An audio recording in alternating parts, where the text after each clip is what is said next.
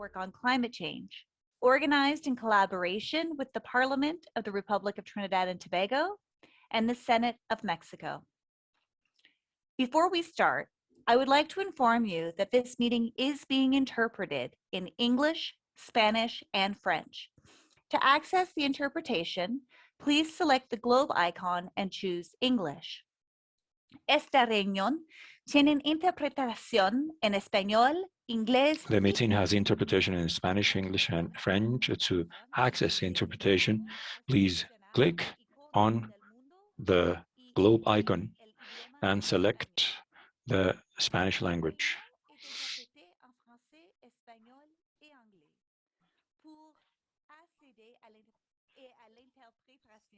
Nous vous invitons à sélectionner l'image du globe et choisir le français. We would also be grateful if you could please ensure that your name is correct and indicate your title or your organization and your country. It will help us in the discussion period later on. To get started, it is my great pleasure now to introduce Senator the Honorable Yochima Betelme of Trinidad and Tobago, who will give us some welcoming remarks on behalf of the Parliament of the Republic of Trinidad and Tobago. Senator Betelme, I pass the floor to you. Good afternoon, everyone. Thank you, Alicia. On behalf of the President of the Senate and Speaker of the House, and by extension, the Parliament of Trinidad and Tobago, I would like to welcome you to this dialogue gathering of the ParlAmericas Parliamentary Network. Just 1 second, Alicia. I'm having some issues here.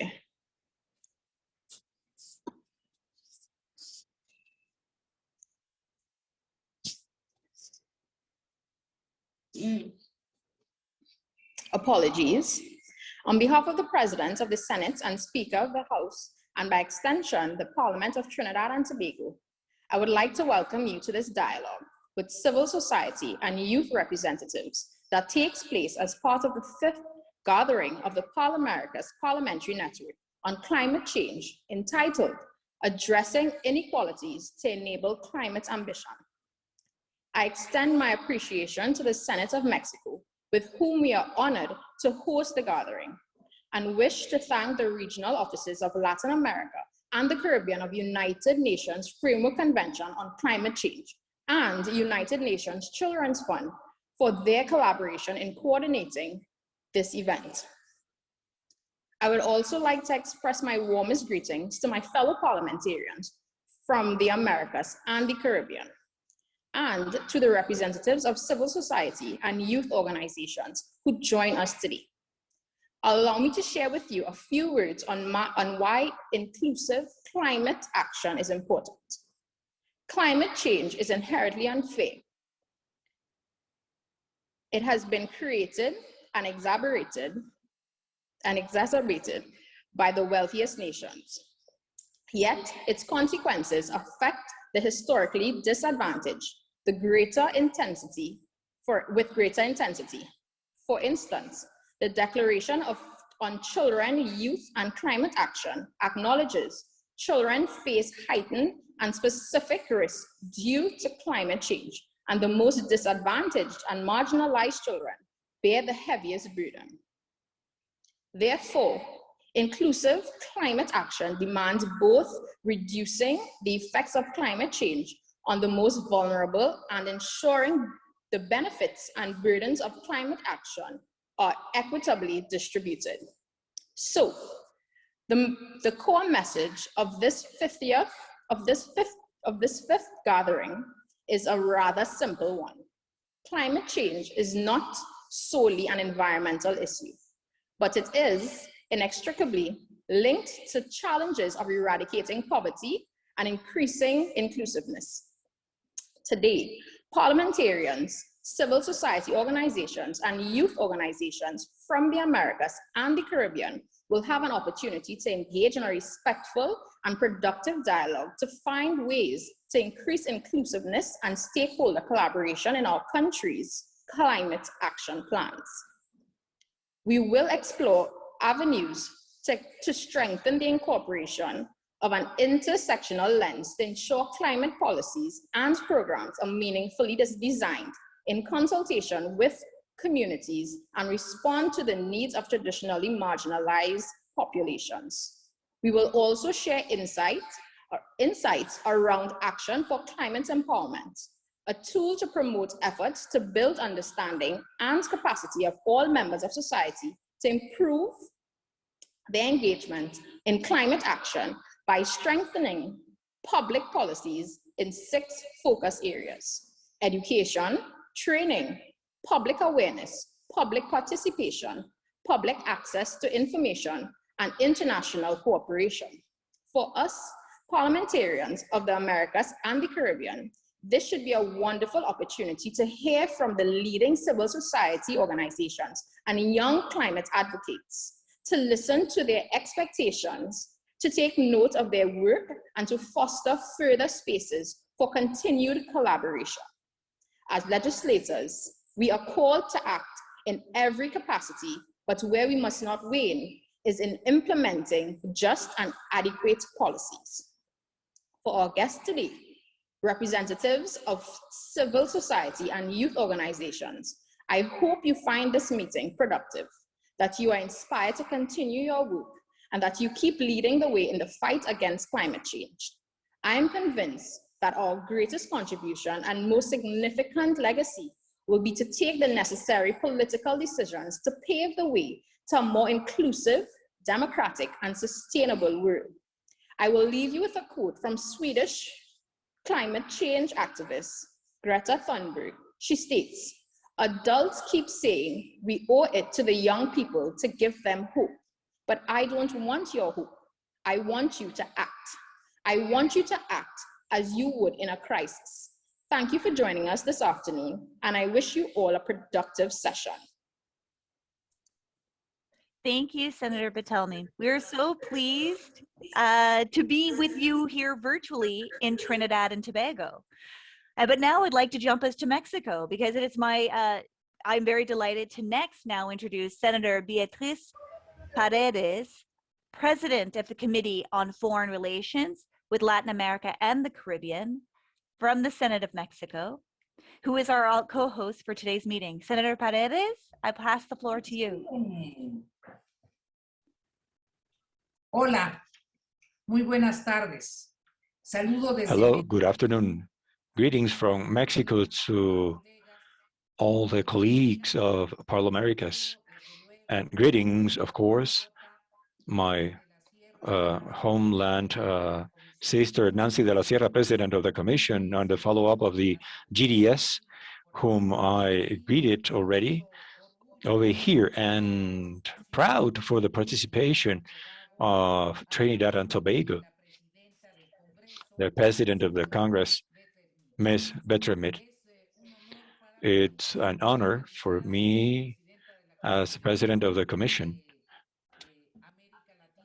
of Latin America and the Caribbean of Foreign Relations, and as a member of Commission of Environment and Climate Change, to participate on behalf of the Senate of the Republic of Mexico and speak with representation of Oscar Eduardo Ramirez Aguilar, President of the Mexican Senate, a cordial greeting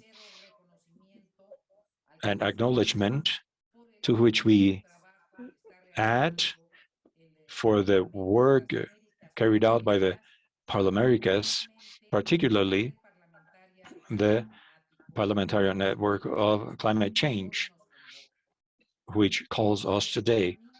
For me,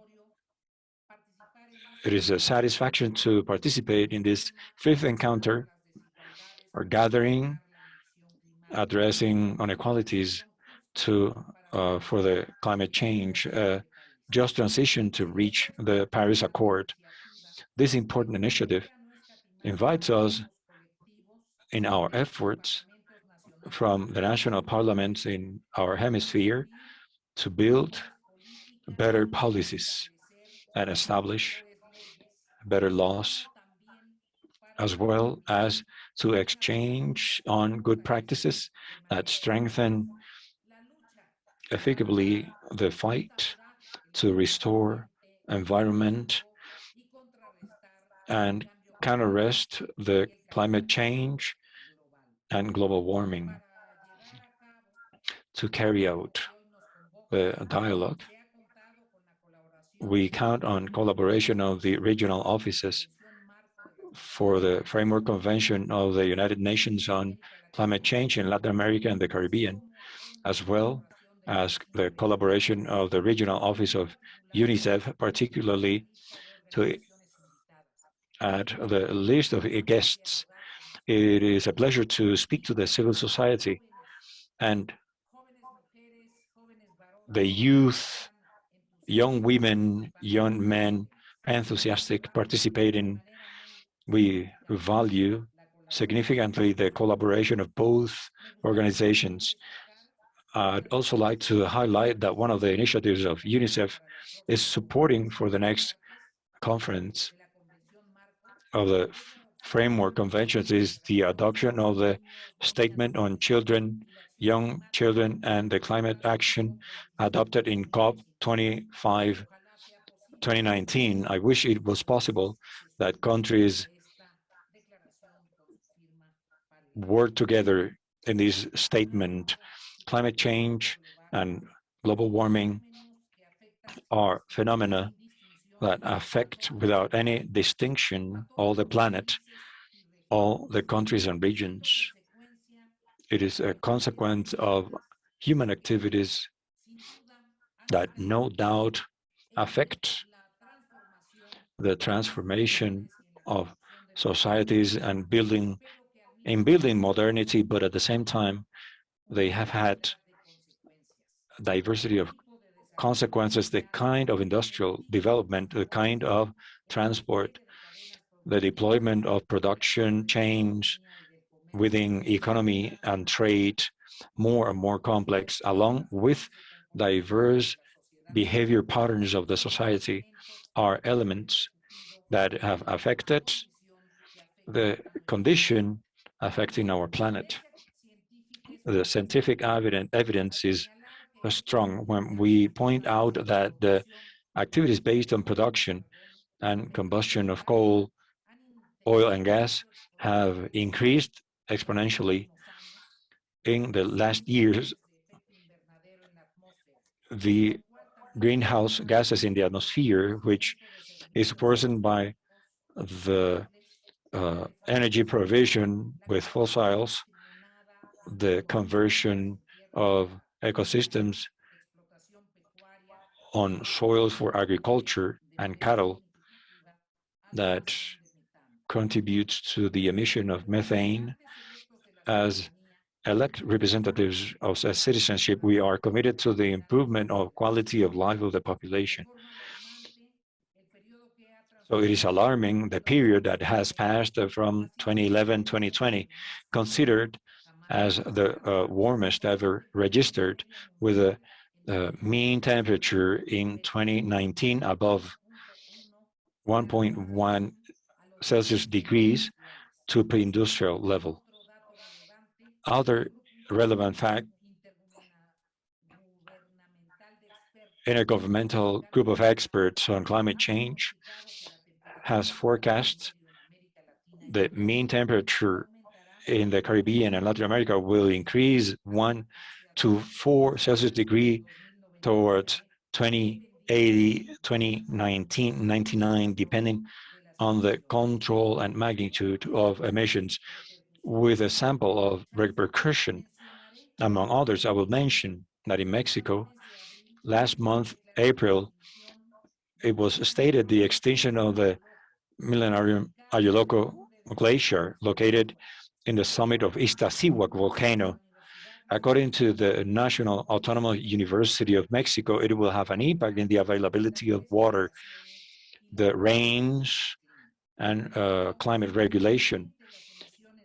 Even though 2020, the greenhouse effect emission decreased 6% due to the restrictions to mobility imposed by the pandemic, in different countries to contain the spread of COVID-19 amidst the problems caused by the economic recession due to pandemic. It is necessary to highlight that the climate change will not stop. It is a phenomenon that goes on. We need to be aware that the adverse effects of climate change and global warming affect from the balance of the planet and environment, so of course, the economy, life, health, and welfare of people and other species. This global phenomena insights directly in hydric insecurity, the problem of the crisis to access to drinkable water and water for agriculture and industrial use is obvious in many regions of the hemisphere, even though we are the region that has more resources, fresh hydric resources. And it affects significantly on the mass migration. It's a factor that eventually could be a threat for peace and security as long as competition increases between humans for the control of resources like the land, food, and water. Within the world framework, it points out that if we don't take measures, more than 150 million people in sub-Saharan Africa, Latin America, and Meridional Asia will migrate within their region for 2050. Likewise, the impact of the climate change can make more than 100 million people to be poor. So the differential in the countries and the communities due to the geographical position and the income level and productivity, we see it has severe consequences for the poor nations and in developing nations whose population depends on the natural environment. They have less resources and they are exposed to this problem. On one hand, such nations have possibilities reduced to take measures to mitigate the climate change, as well as less margin of action for the building of capabilities, the access to financial credit to recover internally before the so-called climate shocks. On the other hand, the climate change affects the sectors of the population that generally suffer vulnerability, social and economic vulnerability, due to the fact that in many occasions they live in informal settlements, they have insufficient paid employment, they don't have access to health care and social protection. Within the context, the climate change and natural disasters have direct impact in reduction economic inequality and poverty. In Latin America, only 4 out of 10 people, they have resources to handle an emergency. So in the case of our region, our hemisphere, particularly regarding the Caribbean, the islands and the continent, and I mentioned this because this event is co-hosted by the Trinidad and Tobago. The climate change has had repercussions in the generation of mass phenomena that has affected significantly the Caribbean nations. That is the proliferation of sargasso. It is an algae that has become nomad. It is covering the Caribbean, and it has a dramatic impact in the economies of the Caribbean countries that have as a support the tourist activity. It's fundamental that there is solidarity from the parliamentarians of the continent with the Caribbean countries. So we find scientific answers, financial answers to take care of the problem of sargasso. to the general problem of climate change, we have added the dramatic situation of the global pandemic of COVID-19. That is why it is urgent not only to think, but also act to transform the existing fragility of the society so that, again, with a humanistic vision, we place in the center of decision-making the people, the human being, in a harmonious way. We take care of the environment and the ecosystem too. Regarding that, we greet and with enthusiasm, we add to the decision of the international community so that within the framework of the sustainable development goals of the 2030, there is a decision for each of these objectives to show the decision of bearing the sustainability of the environment and the equitative economic growth free from carbon emissions. That is why we accept the decision of the countries that had gone far away from the Paris Accord to sign again, and all the international community to establish a roadmap to reach clear goals to limit the global temperature between 2 Celsius degrees, ideally, to 1.5 Celsius degrees. Dear friends, colleagues, legislators, young people who are listening to us, representatives of the civil society, if there is any social group that can see a transformation of their existing possibilities, that is the young people. If the climate change cannot be contained, we don't make the public policy decisions to allow us to constrain the phenomena and rationalize the kind of development the humanity has opted for. The young people listening to us currently, they will suffer circumstances derived from external factors, from themselves, that can put us into risk. It is fundamental to involve youth in the political activities, particularly the environmental activities. The youngsters and the youth can correct the path where we have made mistakes.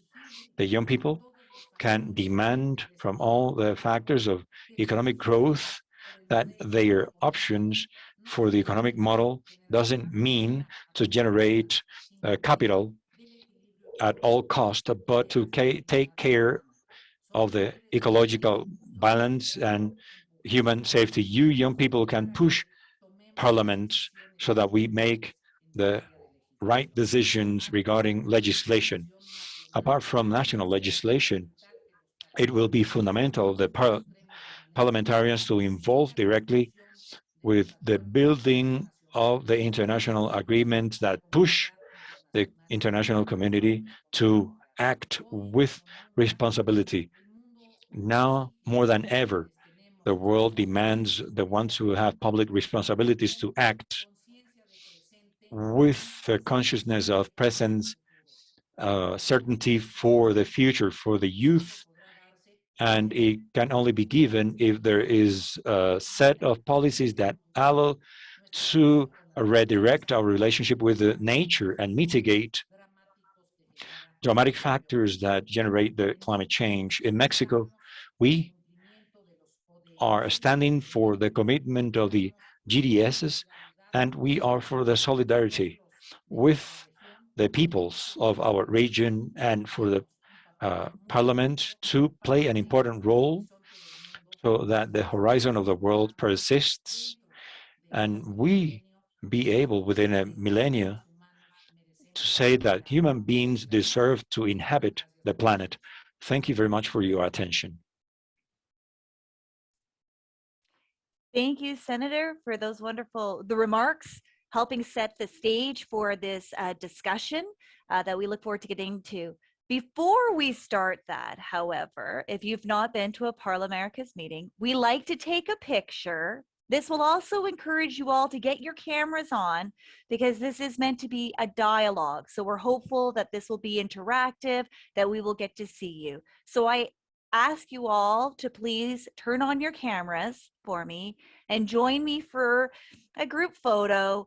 It's not quite the same as when we're together in person, but we'll try it here virtually. And my team will be taking a picture of us all. So cameras on.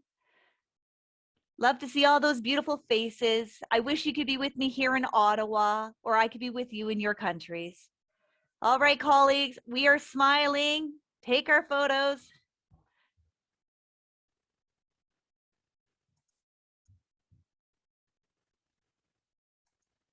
It's a big group, so it takes a second. Just be patient. Now we all have that wavy mouth problem. Who's gonna tell me when we're done?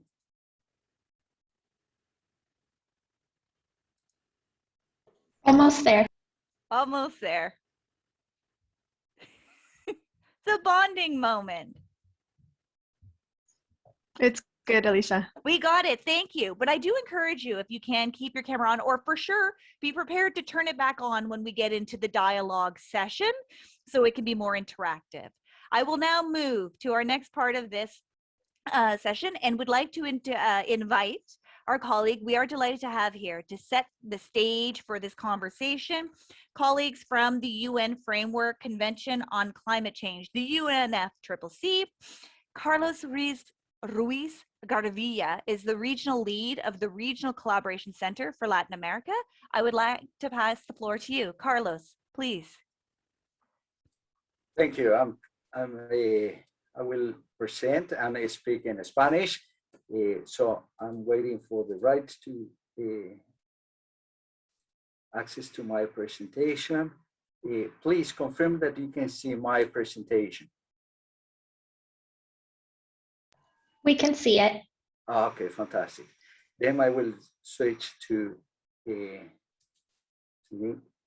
Spanish, please. Great. So, ready to start.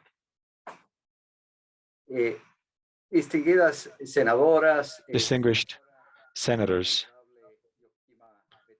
Honorable Joaquima Betelmi from Trinidad and Tobago, excellent Senator Beatriz Paredes from Mexico, President of the Commission of Foreign Relations for Latin America and the Caribbean. Dear Alicia Todd, Director of ParlAmericas, distinguished parliamentarians, participants of this event.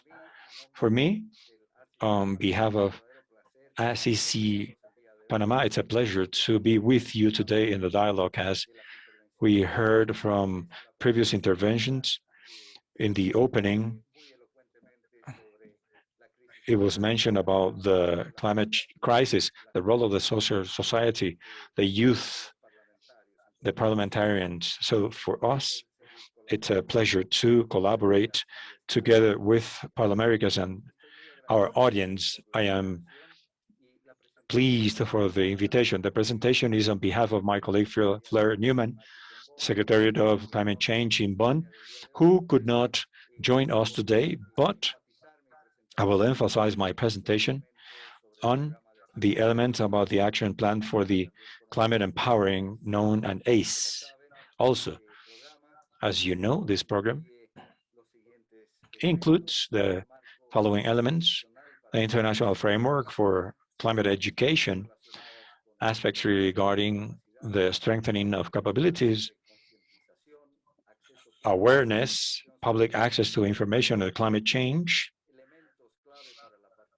key elements for public participation, and international cooperation. As you can see in the last line, there is also cross-cutting important elements focused on childhood and youth.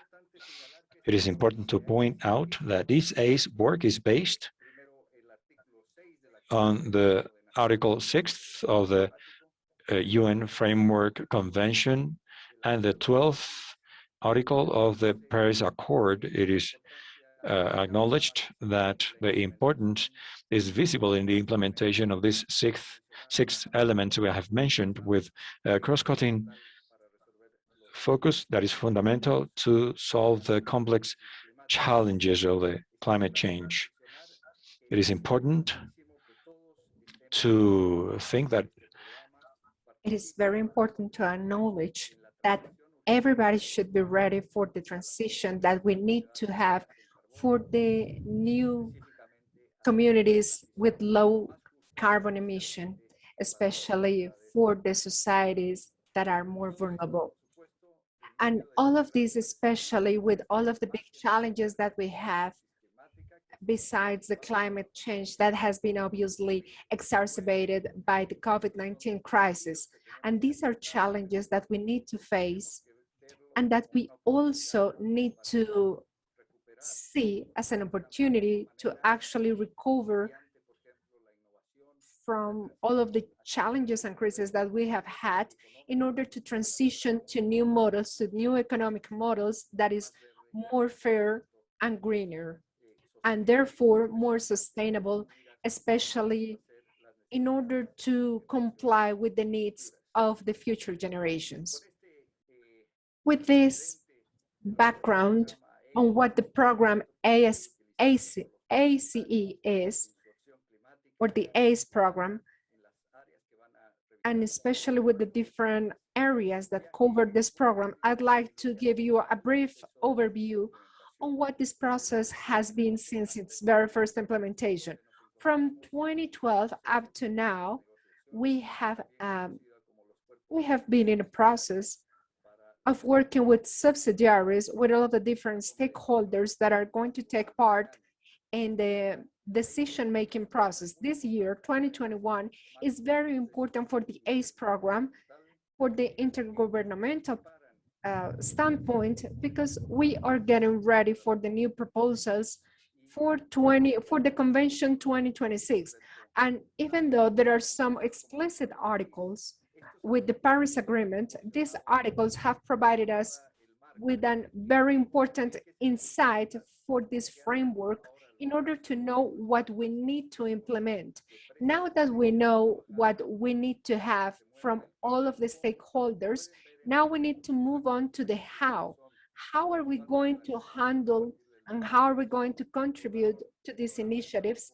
Because we have already started with some initiatives and some programs, but we need to see all of the different programs and all of the different levels that actually cover the different stakeholders at the local, regional, and international level. And this is basically what we have done up to 2020. From this moment on, all of the different stakeholders from this convention are assessing at the moment all of the different results and all of the different perspectives that we need to have in mind for 2026 that needs to continue, or that needs to be a successor, or that needs to continue in 2026. These proposals for this work plan that are going to happen in 2026 are going to be there for the future developments. And these proposals we started with the discussion of these agendas or these programs last year. And most of the times these are meetings or these are discussions that we have in person. But given the pandemic that we're going through, now we're virtually holding these meetings.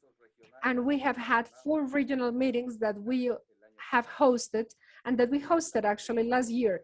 If you're interested in this material and all of these different initiatives or the different projects that we've done, as well as the outcomes, you can access those through our website. You can access our climate change secretary website. Just to give you a brief overview on the different projects that we have discussed, they have discussed different gaps and different challenges in order to cover the budgeting or the funding of these different projects at the national level. A clear example of that is what we are going to see today through including the ministries of education and also some initiatives to include the scientific and the government communities, which are stakeholders of, and also stakeholders from the civil society, in order to better understand the different elements that we have within our program. And last but not least, some different programs or some additional efforts in order to promote education. For instance, including programs that have to do with the training of teachers in these agendas in such a way that we can take these initiatives beyond the academic education. On the other hand, it is important to recognize that all of these preparatory sessions also discussed or also had in mind some ideas coming from different countries that are going to be discussed or further discussed in ACE, because this is going to help us to have a more solid proposal and a better management. In this case, for ParlAmericas, this is a very good example. And here we are going to discuss the South-South integration and considering the climate change with all of the different key elements in order to contribute to the decision-making programs, having in mind the long-term decisions, as well as the sensibilization and the progress of the inclusion of civil society and the empowering of this civil society, which are actually taking a greater leading role within these initiatives through different means that go beyond the negotiation roundtables or spaces, and that actually cover this inclusion and that actually take us to a fair inclusion and transition where we respect human rights, equality, and some other aspects, including the empowering of women, and of course the intergenerational inclusion at the core of these climate change initiatives. Just to finish, we actually are very happy to see all of these kinds of events and to hear to those inspiring words such as the ones that we have heard today. And we consider that these are key topics for us to include the civil society, including, of course, youth. And this, of course, brings the private sector to the academic scenario. And we hope that all of the stakeholders of this Paris Agreement and the Climate Change Convention can actually help us to make better decisions to actually move to 2026 and 2030 as we are actually expecting. From a regional center in Latin America, we have already collaborated with the implementation of the ACE tasks and some other stakeholders or some other partners within this agenda that who are going to present their agenda this year. Just to mention a couple of examples, it has been a quite rewarding experience by including, for example, young men and women where they have collaborated with their insights, where they are a key role. They play a very important role within by sharing their experiences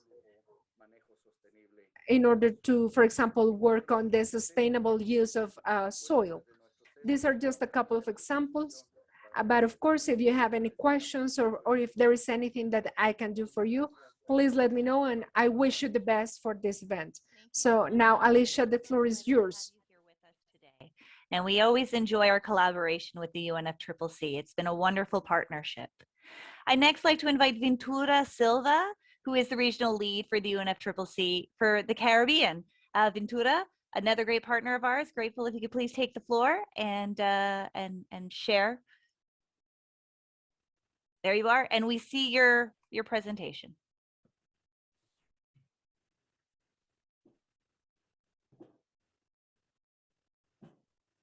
Thank you, Alicia. Muchas gracias, Alicia. Parliamentarians, a todos los socios del the Parlamento y también civil society a la representatives. juventud y a los representantes de la sociedad civil. Like Carlos, I represent the Regional Collaboration Center of UNFCCC for the Caribbean, which covers the CARICOM countries plus Cuba and Dominican Republic. And we are based here in St. George's, Grenada. We recently, in following with the ACE topic, launched the Caribbean Agile initiative, the Academy for Global Youth Leadership Empowerment. So it is based on 3 thematic pillars: Climate Leadership Academy, which is to empower youth and negotiators, building the negotiators and climate change action leaders in the future.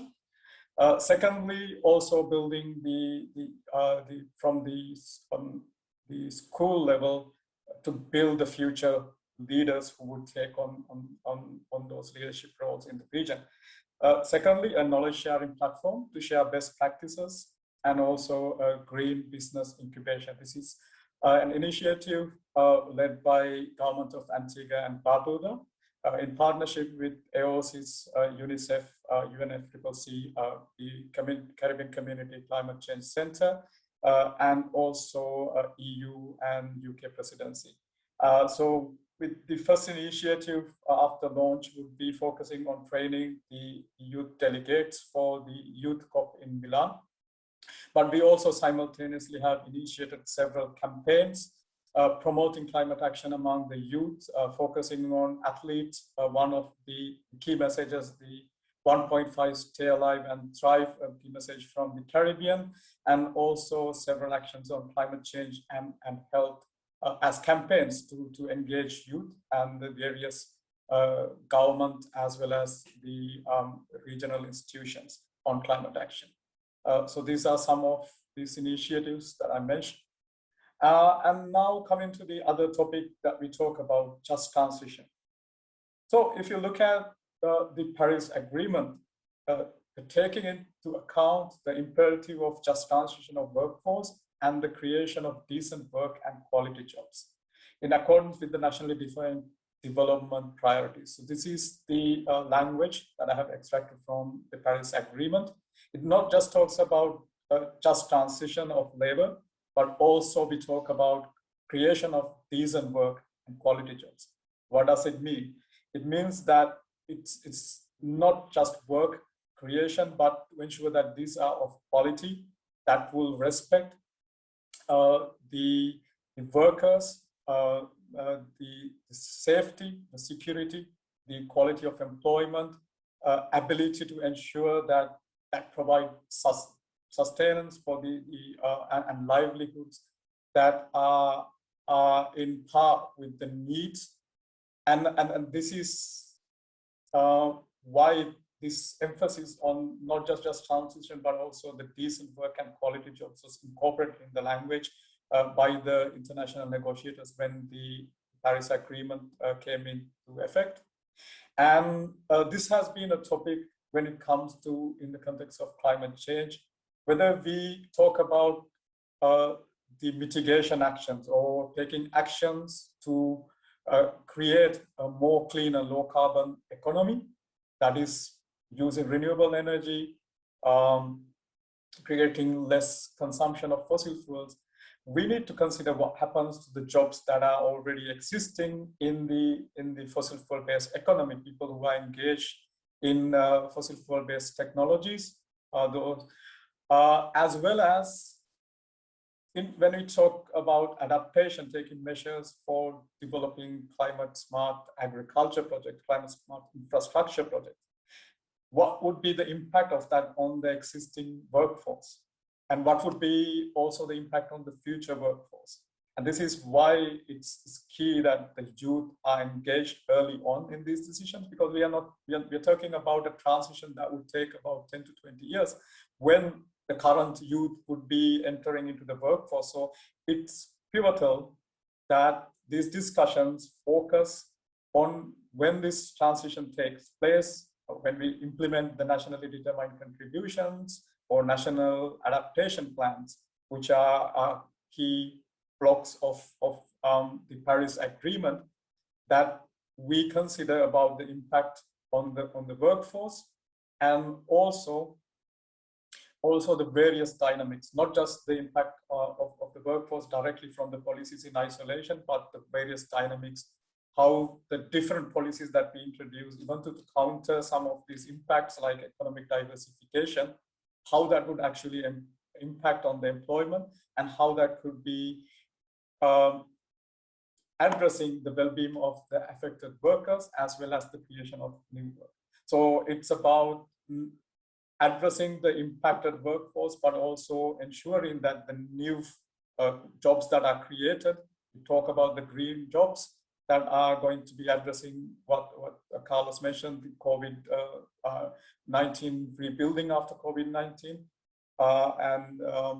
In these cases, the new jobs that are going to be created, how those are going to be ensuring the well-being of the affected workers and also the new workforce that need to be created, which might mean we need to retrain some of the workforce in the affected industries, but also create new skills and knowledge that would be needed for the newer economy. And that is where we see a big role in the youth and the civil society engagement in this decision making when we are developing the national determined contributions or national adaptation plans or other climate policies, that the civil society and the youth are engaged, and the impact on them, impact on gender, impact on the marginalized communities are identified and addressed while taking mitigation or adaptation action. So this has been recognized within the context of climate change. We believe that new green economy would create new jobs, but it also means addressing the needs of that economy, whether we have the right skills and knowledge for that economy, and ensuring that the relevant stakeholders are engaged during the process so that these are considered, the economic and the social impacts are considered when the climate policies are put in place. And I believe that is a key point. And this discussion today with the parliamentarians who set the legislation, and also the youth and the civil society who are the stakeholders who would be impacting and who could also be decisive players in that, setting the directions for ensuring that social and economical impact of these policies are sufficiently addressed, where we benefit from the core benefits of these projects, but also minimize the negative impact on society as well as economy. And look forward to an interesting discussion. And I'd like to thank again ParlAmericas for this initiative, which, as I mentioned, is very timely in the moment that we are all thinking about increasing ambition with our NDCs and implementation of the national adaptation plans. Thank you. Thank you, Ventura. All right, colleagues, guests, friends from across the hemisphere, we're about to move into the dialogue portion. So I would like to invite a member of the Legislative Assembly, Paula Vega, Costa Rica. She's Vice President of the ParlAmericas Parliamentary Network on Climate Change for Central America, and she has agreed to moderate today's discussion for us. So, Diputada Vega, Paula Vega, I cede the floor to you. Welcome. It's so lovely to be with you. Hi, here I am. Hi everyone, I'm going to speak in Spanish. Buenos días para todos y todos. Por razones de que hoy tuvimos... Good morning. I'm sorry, today we were at the plenarium, so that's why I have to be here, and that's why I have to wear my face mask. I'm very happy to be with you today. With this parliament. Today I am in this parliament session, but I am glad to also greet all of the guests that we have today. Today we are going to exchange our thoughts and our insights on how to include, or these inclusive policies where we can have in mind the social query, where we can focus, or we can place at the core the human being. At this moment, we're at a point with no return with the climate change, and we know that we need to discuss what is the commitment of the civil society for this. So before explaining what the methodology is going to be like today, I'd like to thank each one of our guests, our young representatives, as well as our parliamentarians, and also the experts that are participating today. Thank you for joining us. And I would also like to greet and to thank the representatives of the United Nations, especially the Frame Convention representatives from UNICEF, with whom we have collaborated to host this event. I would like to start by saying that this climate change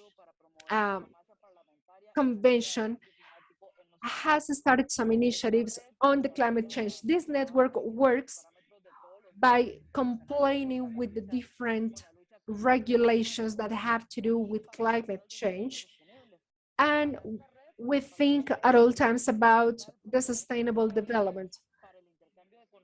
This is going to especially help us to have an exchange of knowledge and exchange of experiences that are going to contribute to our different obligations that we have in our countries, especially by discussing the best practices for mitigation and to face all of the different challenges that we have.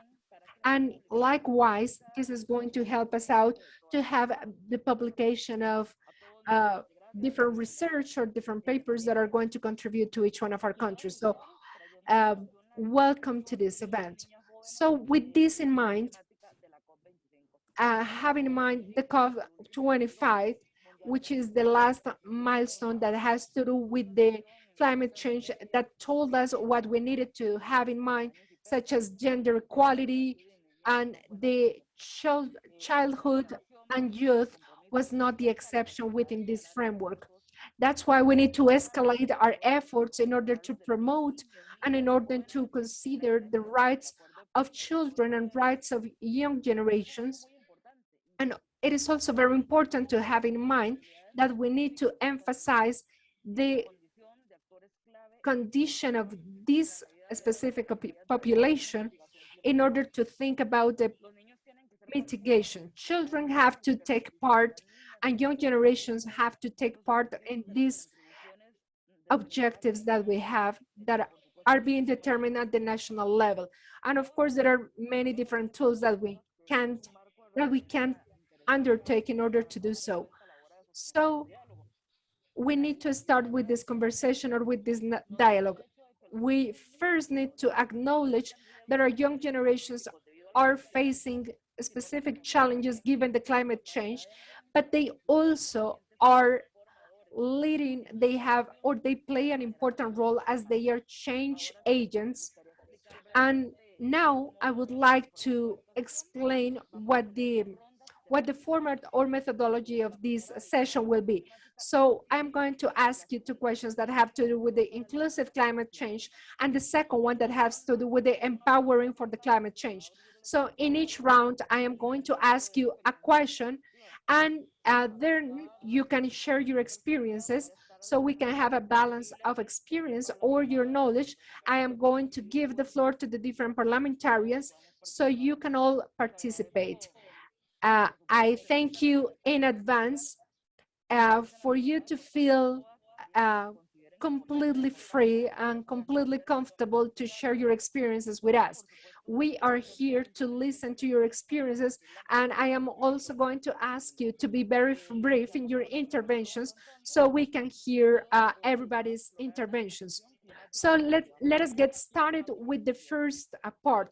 What is the inclusive climate change? Within this first round, we are going to explore the different initiatives to have a more transparent policy making in order to address the climate change, and how different programs can work together in a referendum with society or civil society in order to answer or to respond to the civil society needs by ensuring that we are not exacerbating the social segregation. We need to acknowledge that these climate change actions have to be resilient and that also needs to have a just transition. What do you think are the key elements for the decision-making process and the policy making? So this is the first question. What do you think are the priorities, having in mind the tools and the different resources that we need to have for inclusive climate change policies? I would like to start with Debbie coming from the Suriname perspective. So, Berly, what is your standpoint on this?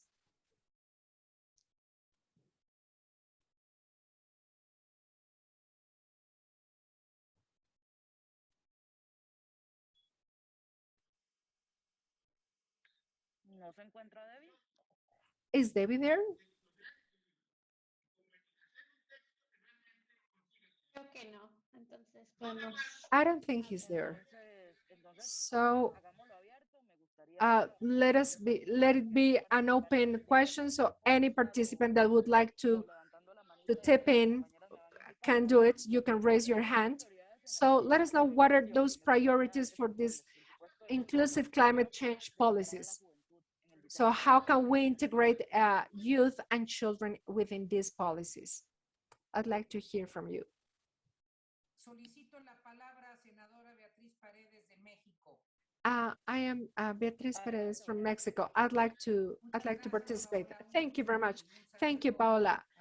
It is very nice to see you today, and let us greet Costa Rica, who has always been there in the policies that have to do with the environment. I think it is essential to start a discussion with the ministries of education. So for the curriculum, for the different academic programs at different institutions can undertake on this issue from the very basic level, so they can discuss the climate change and they can have some sort of, let's say, the best practices, some sort of guidelines, because I think that by impacting the education, all the education system, we can have a better future. And I think that for those countries that already have these kind of programs and they already have some bibliographical resources that can help children and young generations that have to do with the environment and climate change, I think these countries should have some kind of database where all other countries can access by each one of the country's ministries of education. Thank you very much. Thank you very much, Beatriz. Now I can see that Adriana Garcia is raising her hand. So Adriana, go ahead. Hi, thank you very much. Well, I'm from Mexico, and I think that it's very important to include the gender approach, having in mind the reproductive approach in order to comply with both the platform that we have in order to have this gender equality, and in such a way that violence based in gender is not exacerbated, because many of the policies that we have nowadays are not based on under this gender equality approach. So more than actually helping young generations, it is actually exacerbating these differences or these inequalities. So I think that we need to work on that. And actually even to have societies that are more resilient to new crises. And as we saw with COVID-19, we could see how the health services were interrupted because, for example, women do not have access to contraceptive pills or any other contraceptive method. So we need to have a better understanding on how we can have better health services to actually face this climate change crisis that we're facing nowadays. Thank you very much, Adriana. That's very important. Actually, we want to respond, how can we do, or what can we do with those vulnerable populations to be included? And of course, in these vulnerable populations, we include women. But how can we have this, how can we include all of these within this climate change and approach? So Brenda from Argentina, I can see that you're also raising your hand. Go ahead. Thank you very much. Thank you, Paola. I would like to extend my gratitude and greetings to all people that are connected today. I would like to also celebrate that we could also articulate some policies that have to do with the advances that have to do with this topic at the different regions um, of our continent. And I would like to tell you that in Argentina, we have recently passed 2 bills that have to do with the CASUA agreement. And this involves the environmental comprehensive education at all levels of education, especially on what has to do with the development of academic contents in a cross in a transversal way. And the second part has to do with how can we connect or articulate the different government parties in order to actually do so. And I would also like to say that this Kazoo agreement was very important for us. And I think that for all of those countries that are still discussing this process in order to know if you are going to join this Kazoo agreement, I think it is key, especially because it provides us with a framework on what a just transition should be like in order to have a better inclusion of our civil society. So here we can have some common ground for the inclusion of all populations. And here we can see what the participation of the civil society will be like, because we know they are a key, or they play a key role within these initiatives. Because I can tell you that in Argentina, we're already working with some initiatives where where our Congress is actually starting to discuss the different initiatives that we have in any law aspect. So that's why I wanted to share with you these initiatives or these examples that may enrich the discussion. Thank you very much. Thank you very much, Brenda. Of course, it is important to actually advance in different tools and different resources that can actually help us out to move in that way. Unfortunately, in Costa Rica, we haven't signed this agreement, even though we were the ones who started this agreement. But I would like to have the participation of a representative of the civil society. So Chris House, go ahead. The floor is yours. Thank you very much. Thank you very much. Thank you everyone for having me here. I'm very proud to represent Trinidad and Tobago in this particular forum. Now, when I listened to this dialogue thus far, many things stood out to me as a young person, because I've always heard that the climate is getting worse, we have environmental issues, and I'm always hearing about the conversation. I'm a 21-year-old, and that has been the conversation that I've been hearing about from maybe 5 or 4. But there seems to be a gap that we aren't fulfilling as a society, because we're hearing about it and we're not exactly putting enough things in place. However, I want to commend the ParlAmericas for this particular platform, because I think by continuing platforms like this, you not only include a diverse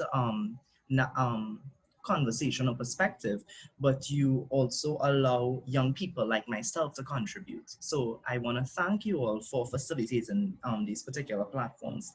I also think conversations like this should be a part of the curriculum. It needs to be a part, and it needs to be integrated into the educational curriculums from primary school, or even preschool, and go straight up to the tertiary institutions. So yeah, I think we need to continue, or where we don't have, create platforms where we can have roundtable discussions, debates, where we can facilitate a dialogue like this, because this type of dialogue is very meaningful to me. And I think it should be facilitated elsewhere. So that's just my little take on this. Where it pertains to diversity in leadership, and I may also go off on a limb and speak on women in leadership, or even LGBTQIA in leadership. I think it's very necessary and it's very needed.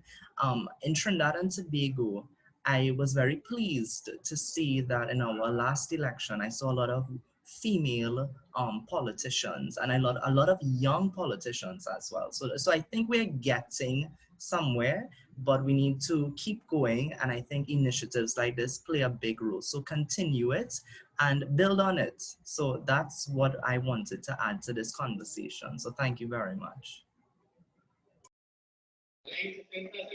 Muchas gracias, Chris. Y es realmente esperanzador ver personas tan jóvenes involucradas de lleno en el tema de la acción climática.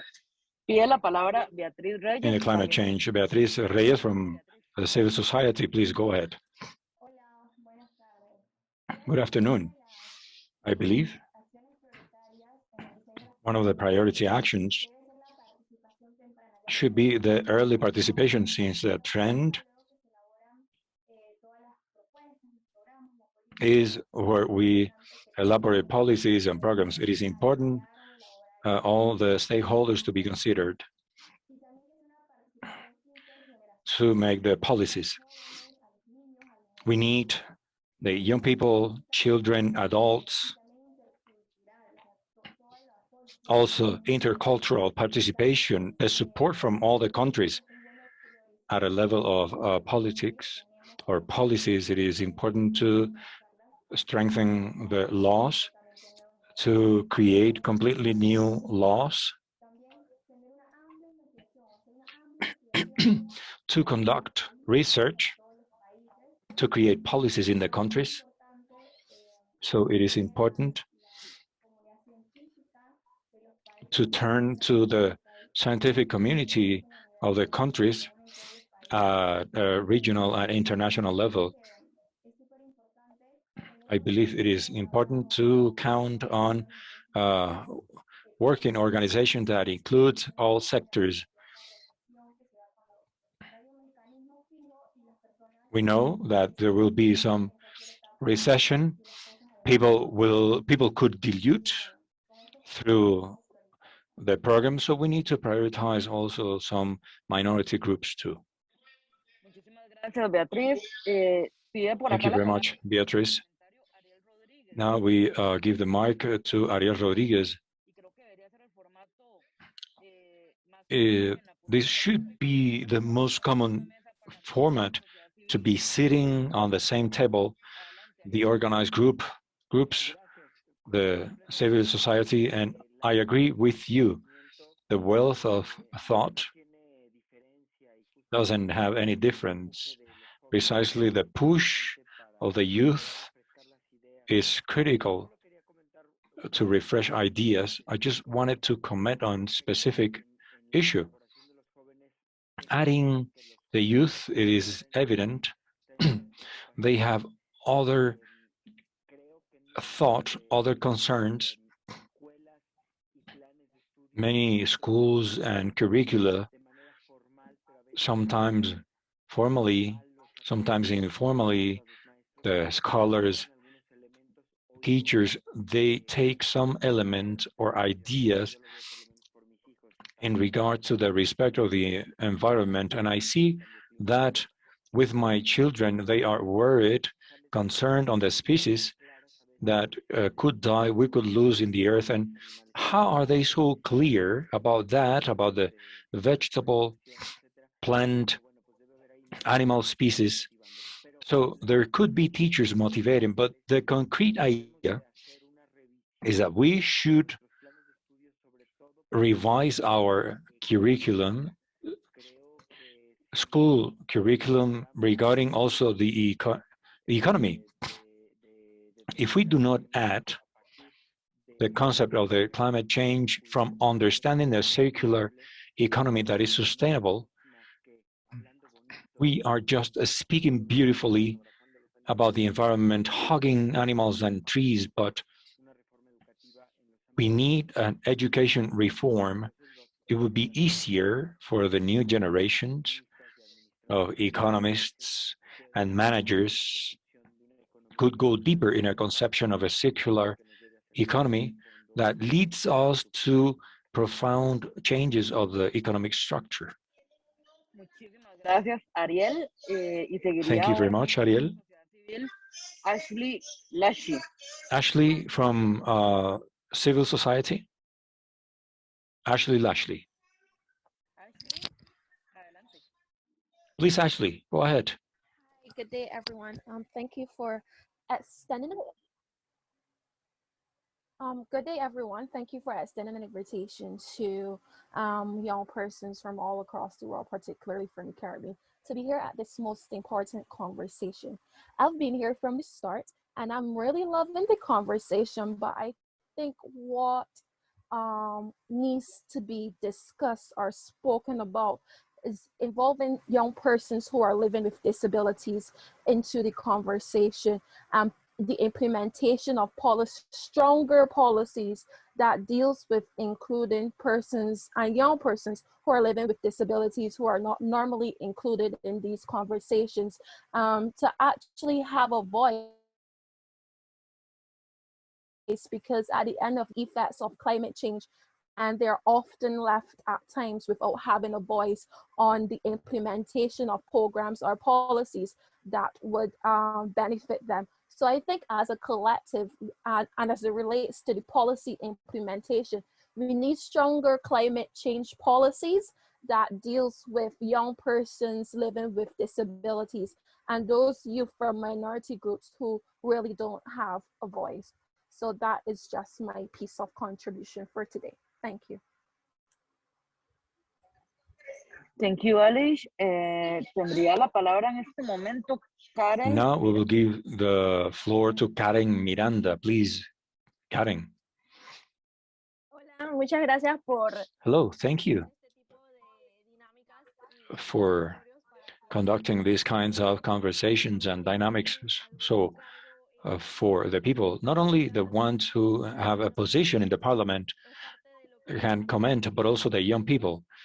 The inclusive climate action within the priorities regarding the inclusive climate action is to take into account the vulnerable communities which we never provide with the tools to face the possible effects of climate change, and the effects that could lead those communities. We do not take them into account. We lost the connection with Karel. We have. Karel, creo que te quedaste. So we have lost connection with Karel. Se quedó pegada, Karel. Soy yo. ¿Cuál es? Adelante. Te perdimos la conexión un momento. ¿Se puede repetir? We lost the connection for a moment. If you can repeat. Yes, can you hear me? She says. Yes, we can. These vulnerable groups, the original groups, Afro-descendants, we do not provide them with the tools to face the consequences of climate change, either storms, hurricanes, and we do not take them into account in the discussions of the regional, national governments to take action. So if we do not provide them with the tools, as it happens recently in my country, a lot of people living close to the rivers, there were floods for climate issues. They not only lost their lives, but we also lost crops, and they depend on the economy. And there are adults, people, children who are vulnerable. We need to reach them, take them into account in the conversations, in the panels, so that they also know the tools they can use. When they face these kinds of consequences, they are ready. Thank you very much, Carol. It's really important, these spaces with people from different ages, different positions, we are reaching to different conclusions. You mentioned the importance of including the economic factor. And an example, as Carol mentioned, we lose crops and production sectors. So we need to provide with visibility in Panama. Let us move on with Max Ferreira, deputy from Panama. Thank you, Madam Chair, and wow, thank you so much, everyone, for your comments. So I'm Max Ferreira. I'm a member of Parliament in Canada, and this is really so exciting to hear, and the energy and the ideas that we have to continue moving forward. I just want to make one point right at the beginning. Chris Hussein from Trinidad and Tobago talked about thanking ParlAmericas for involving you in this type of a Zoom setting. But let's, what I want to do also, make a suggestion here when we look at your ideas that you're flowing. One of the important parts as a parliamentarian in Parliament or at Senate, you know, there's tradition and committees, and we don't involve the youth to come as expert witnesses to our committees. So one of the suggestions, Fridays for Futures in Sudbury, Northern Ontario, Sophie Mature is here. What she's done with her group of grade 8, grade 9, grade 10 students is once a month, there's an activity on climate change, on climate emergency in the community, and she'll invite federal politicians, municipal politicians, provincial state politicians, all to come to speak and to hear the youth. That's where you have power. You know, the youth told me initially, oh, they were afraid to talk to politicians. Politicians are not approachable. But I'm telling you now, as a politician, I'm afraid now with their comments that you're coming in because you're pushing us. And that's what you need to do, is make sure that you invite your local politicians to talk to them. And also as legislators, I'll give you an example. In Canada, what we did is we put a fund of $206 million over 5 years to look at reducing greenhouse gas emissions. And this fund is also led by youth organizations. So it's very important. So I just wanted to you know, mention to you, this is so powerful, and organize local events in your regions, and make sure you invite the politicians and talk to them, because you have you know, you touch us, and you're pushing us. So please keep doing that. So I'll leave it at that. Merci beaucoup tout le monde. Thank you so much, and I'm really looking forward to a lot of the comments that will be made in the next hour or two. Merci. Thank you. Merci beaucoup, don Marc. Y hago la aclaración, don Marc Ferré. Let me clarify. Mark Ferreira is a deputy from Canada, not Panama, as I said in the beginning. Let us move on with Carrasco, Oscar Carrasco, Polo Carrasco from Peru. He's a member of a youth group in Peru. Greetings from Lima. My organization is called Citizens Movement Against Climate Change. We have 4 points. We need to democratize the topic. It was just for technicians and researchers, and now it goes beyond. We need to involve everyone. It means everyone has the right to comment and take action in their location and public policies, regional policies. I believe it is important the citizens to have all these training and tools so that they can make decisions locally, regionally, nationally. They can support the process. We need to approach science. Policies are not close to science. What the intergovernmental panel says, if they say you have 10 years from this 10 years, 2020 to 2030, the countries must make an effort to reduce emissions.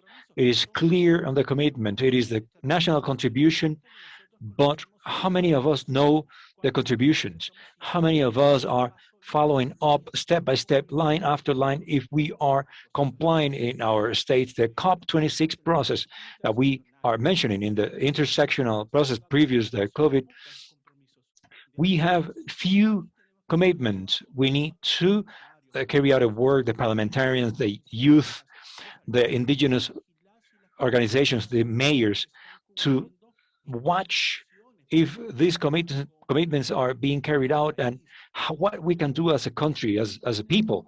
If we don't have the knowledge, we don't have the information, if we do not create vigilance, surveillance, that is the most important thing. These spaces, it is interesting because we are sharing ideas to improve the surveillance, vigilance, the follow-up. But we need to have transparency, information, opportunity for these debates to improve our actions. A last point for me would be the climate action is how we generate this process of follow-up and vigilance. Now, some countries haven't, not all of them are present. So how can we do to progress so that ParlAmerica is a voice of surveillance for each Congress, for these spaces we do also in other countries, in our countries, to see if we are doing well. That would be interesting, a good element to democratize, but we should not forget that science, if we do not comply with the policies, unfortunately, not all the countries are complying with science because we have economic reactivation, but we are moving backwards to promote more dirty energy. We need to change that. One of the things that is urgent is to change the energy transition, to have a clear policy of adaptation in Latin America, to allow us to be clear on taking care of our people and the ecosystem, mainly glaciers in the Amazons, all important ecosystems we have in Latin America. Thank you very much. Muchísimas gracias, Osber. Y del sur de América. Thank you very much. From South America, we go to the north with the Senator Nancy de la Sierra from Mexico. Nancy, please go ahead. Thank you very much, Paola. It's a pleasure to say hello from Mexico. To open the dialogue, I have been following up the comments from the youth civil organizations because I have the responsibility of the Senate of the Republic of the Special Commission for follow up the Agenda 2030. So it's a pleasure to say hello to my distinguished peers, ParlAmericas team that makes possible the meeting, the youth representatives of the civil society. It is important to hear you because I will always say to know how to govern, you need to know how to listen. The climate crisis is one of the global challenges. Our peer from Peru said we need to be watching to see what our countries are doing, to raise our voice and see if things are well done or wrongly done. In the climate change, an emergency is a problem that affects everyone. We know the risks are greater in the most vulnerable ones, deepening inequalities. The COVID-19, along with the climate change, has become a global challenge for history of humanity and has left clear for us that the relationship that we can start with the nature is never enough. We need to go to green economies and sustainable models, but it is urgent that we have dialogues like the one looking for global jointly solutions with the participation of all sectors. In this sense, taking into account that we are in the road of the United Nations Conference on Climate Change, the COP26, that many of you have made reference to, I have said in our first meeting, we need to raise our voice as only one voice. We need to look for coincidences because we are turning 5 years from the Accord of Paris in this COP26. We need to achieve sustainable recovery that is including resilient, because the 2030 agenda through the GDPs is a roadmap to move forward. I consider that it is important in this meeting. The youth are the agents of change, the ambassadors. We have called them like that from the 2030 agenda of the sustainable development within their relatives, families, communities, schools. The youth are the actors of change that we need to make sustainability true and climate actions. We need activism, open spaces to involve you in the decision-making processes. The civil society has always participated actively, above all in the environmental topic. It is relevant, this fight for the climate change through the action and empowering climate.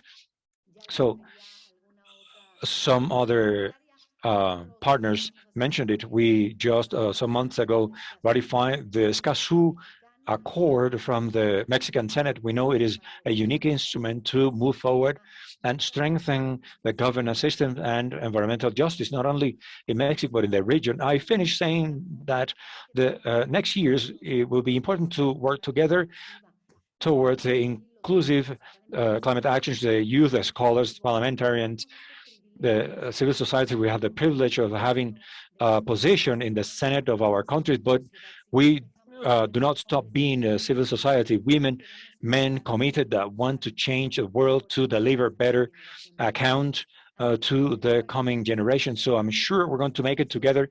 I repeat my commitment to become one voice in COP26. Thank you very much. It's a pleasure to be here. Y para terminar este bloque, tendríamos Thank you, Sandra. To finish the first part, we have Talala from Priyanka Alala from Trinidad and Tobago. Hi everyone, good afternoon. My name is Priyanka Lala. I'm 14 years old and I'm from Trinidad and Tobago. I'd just like to reinforce the solution of intergenerational conversations. I think it's crucial to have these conversations between adults, leaders in society, mentors, elders, experts, along with children and young people. And by working together and learning and listening from one another, we move together as one, and we can work together in solidarity to adapt and mitigate to climate change, because we all can work together with moving together with these innovative solutions. And I think it's also so important to include all groups, such as children and young people with disabilities and other marginalized groups, such as migrants and those in lower socioeconomic groups as well. Thank you very much. Gracias, Priyanka. Es difícil hacer Thank you very much. It is difficult to summarize this first part, but we have elements that are recurrent, and I think it is necessary to point out, we spoke about intersectionality, cross-cutting program to adjust the climate policies to gender, a vulnerable population, and relate that to problems like production, health systems. We spoke about the education system. We need to transform the education system so that climate is present. A lot on open data and open government, transparency, science, consultation to civil society are real and early, and link this to economy to look for mechanisms to guarantee quick justice. The ParlAmericas and other regional organizations that to be watching, monitoring, and something important, not to fear politicians, to approach politicians, to see the demands from the civil society. This is the second round. Other interesting topic, that is the action for the climate and power. To have climate action, we need to empower, to strengthen the capabilities to fight for the climate.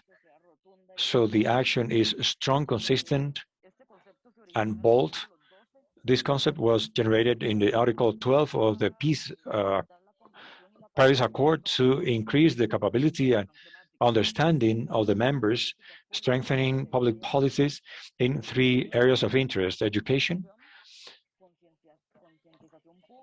awareness, participation, public access to information, and international cooperation, key areas for an action to help us define in a precise way before we start the dialogues. Let us show a short video prepared by the Commission. So please, let's go ahead with the video. Unfortunately, we don't have the video, so let us move on with the dialogue. Thank you very much. Well, without further ado, speaking about the concept of empowering, how we empower ourselves to be heroes on climate. Of course, parliamentarians have an important role, but also the organizations, which are the main gaps or mechanisms to be executed to improve the commitment between Parliament and youth organizations to promote these issues. Something like we mentioned of not fearing the politicians, improving mechanisms. I'd like to give the floor to Nancy de la Sierra, parliamentarian from Mexico, to see what she can tell us about these commitments to the climate empowering. Thank you very much. Just I will repeat the importance of the politicians to be seen as people who have a position for some time. At some point, we will be, again, civil society, and we are open doors in the Mexican Senate working. Beatriz Paredes, I saw Silvana Beltrones, many of us parliamentarians interested in these topics that concern us so much. We need to work together with the civil society with synergy quickly. The climate doesn't wait for us. The change is imminent. We need to act directly with trust, the civil society and the youth.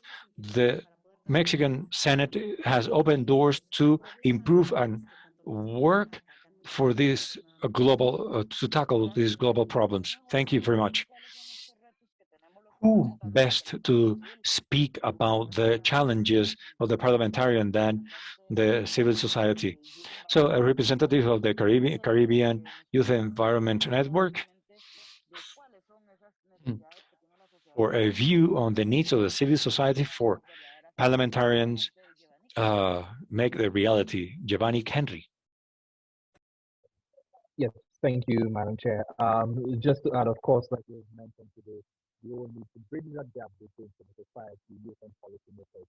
And from my instance, coming from the Caribbean Youth Environment Network, for nearly 3 decades, we have put a critical role in bridging that gap, providing young people with a super space where they can contribute to policy development, policy implementation across the Caribbean region and beyond.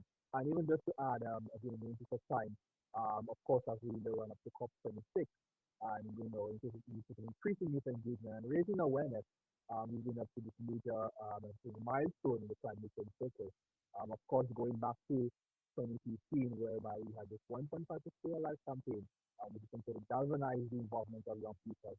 Going along to COP26, we've launched this Stay Alive and Thrive campaign together with other regional partners, including UNICEF, including UNFCCC, and 5Ps, and the University of Sydney. Of course, I believe in sure would have made a reference to the Stay Alive and Thrive campaign earlier on. So, of course, it is our effort in terms of raising awareness and engaging young people across the Caribbean region. So, we already set this initial target with our petition of 4,970 signatories, which essentially corresponds to the number of days separating COP26 from 2013, which we all see as that climate deadline, for lack of a better term. So, of course, we are encouraging all young people, civil society, and of course, you, the parliamentarians, we call upon you as we encourage you to sign this petition and to encourage your constituents, your family membership, to actually sign this petition. So, of course, the Stay Alive and Thrive campaign I've also included within this category. You can go on to the contact us, you can sign this petition and share it so that we can truly send the climate message in terms of going ahead to COP26 for young people and the civil society. So I encourage you once again and call upon all of you to sign this Stay Alive and Thrive campaign and let us truly raise the voice of Caribbean, Latin America and Caribbean people for effective climate action going forward. Thank you, Giovanni. Tiene la palabra ahora Silvia de la Pena. Silvia de la Peña is part of a partnership. So Silvia, please go ahead. Thank you very much.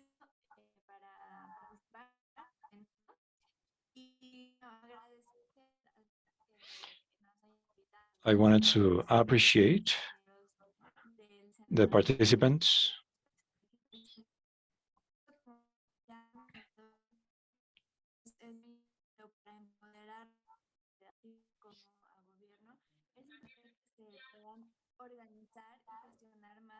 organize and manage spaces as we are doing today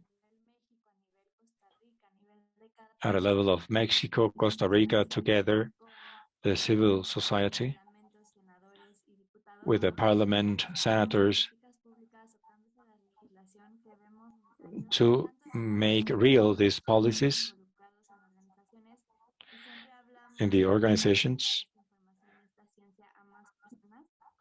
to more people. The ones who are daily carry out in order to improve the future of the coming generation. So thanks to this kind of events, now we can get in touch with the representatives we have at the local level or vice versa. So we can have some discussion spaces where we can actually come to discussions and we can actually take actions on what needs to be done in each one of the countries, specifically having to do with the different emergencies or the different situations that we have at the local level. So as part of the civil society, we are very interested in taking part in this. Thank you very much, Sylvia. Now let's move on to Adriana Garcia coming from Mexico, also representative of the civil society. I think it is very important to have young generations as parts of the design, monitoring, and the assessment of the public policies that are to be developed, more than being guests on these different kind of events. We want to be part of the decision-making process. We want our voices to be heard in these decision-making processes because we're working at the territories with the different communities that have historically vulnerated or that have been marginalized. And something else that I think it's very important is that different governments should also have some youth representatives within their policy making, which is something that the United Nations have done with their delegations. For example, for the Mexican office, there is a youth participation.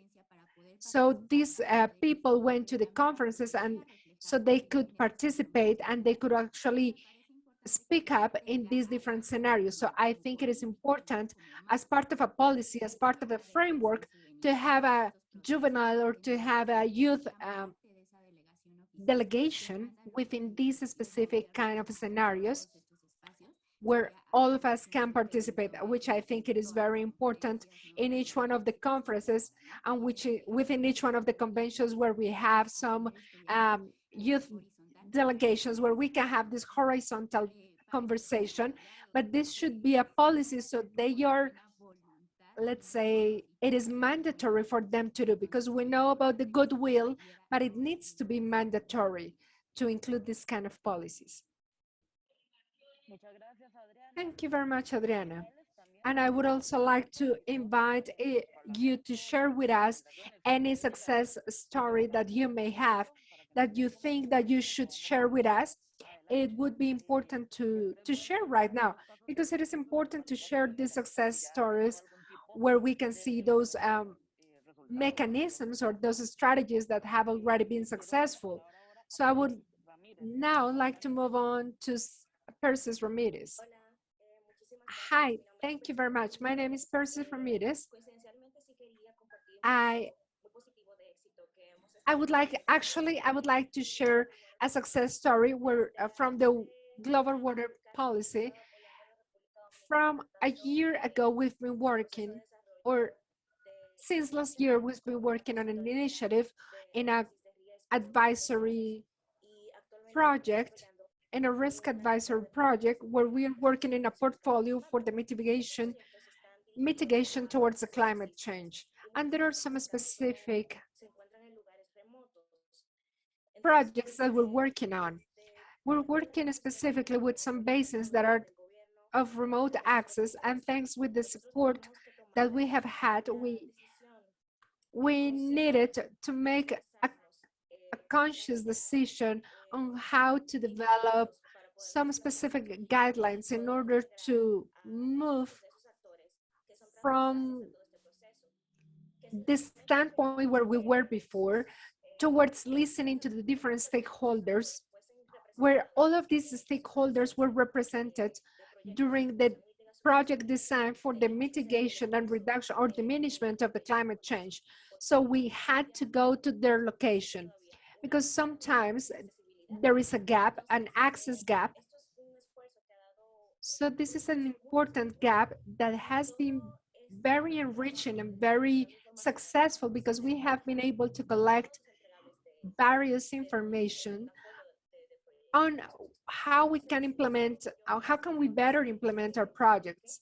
So this is just an invitation to replicate this kind of project because it is not a matter of integrating these kind of stakeholders.